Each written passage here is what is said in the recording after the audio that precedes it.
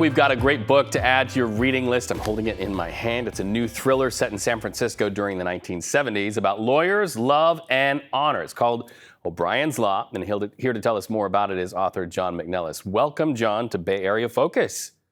Thanks so much, Reed, for having me on your show. I really appreciate it. You know, in writing books, we always hear that phrase, world building. You've built quite a world. In the 1970s, San Francisco, a thriller, lawyers, love, and honor. Do those things really intersect? Lawyers and honor occasionally, yes.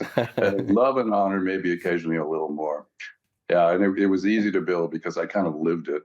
I was a young lawyer in the 70s in San Francisco, and it was just a wonderful time. The city was vibrant. It was full of possibilities, and it was fun. It was absolutely fun. And you took notes, apparently, because some of the storylines, maybe not directly related to things you experienced, but maybe shades.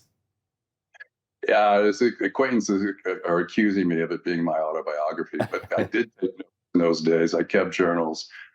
So my memory isn't as good as that book would suggest, but it was a fun time. And I was a young lawyer, and just like my hero, Michael O'Brien, I think I was particularly ill-suited for the practice of law for different reasons than O'Brien.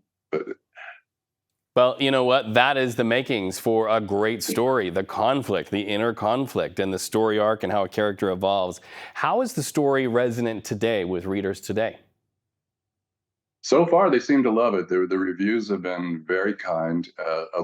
You know what surprised me, Reed, which it didn't occur to me as I was writing it, any number of readers have said, you know, John, the real star of this book is San Francisco. It's such a loving portrait of the city. And I thought about it, I said, yeah, that's great. Because, you know, right now the city's going through a rough patch.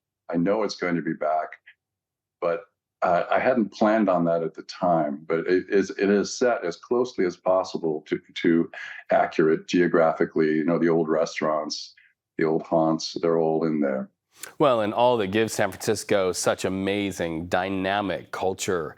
And I'm so glad that you bring that up in this book, because I think it's time in the national narrative that really, in some circles, is looking with one eyebrow raised at San Francisco. It's time for all of us to reclaim San Francisco and say, it's a magic place, and it's a great place for a backdrop for a book.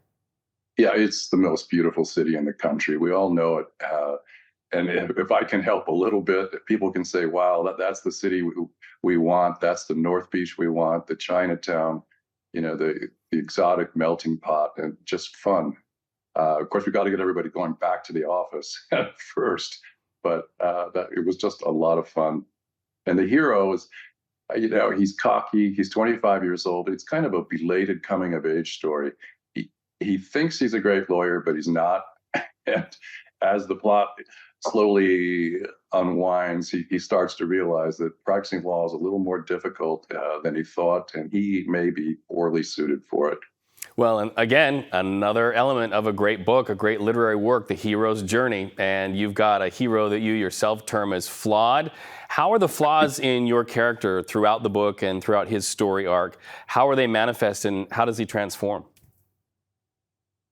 Well, he's more misguided than almost anybody that you could imagine. He thinks he's a great lawyer. He thinks he's a great lover.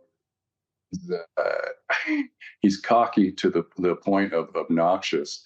But gradually, as you know, the slings and arrows of outrageous fortune begin to weigh on him, he starts to learn a little bit. He starts to learn that, you know, perhaps he isn't the greatest lawyer or the greatest lover, and he actually sort of grows on the job, but realizing that maybe the law isn't the right practice for him. I think it's something we can all resonate with. We all get out of college and jump into our professions and think we've got the world by the tail, and then reality hits. We have a lot more learning to do. And I love that you honor the humanity of your main character in that way, because in a sense, that's how we all are. No matter where we are, there's always something more to learn. I really appreciate talking to you. Remember, for our viewers at home, the book is OBriens Law, right here in my hand. It's by John Mc Nellis, and it is available on Amazon and at independent bookstores nationwide.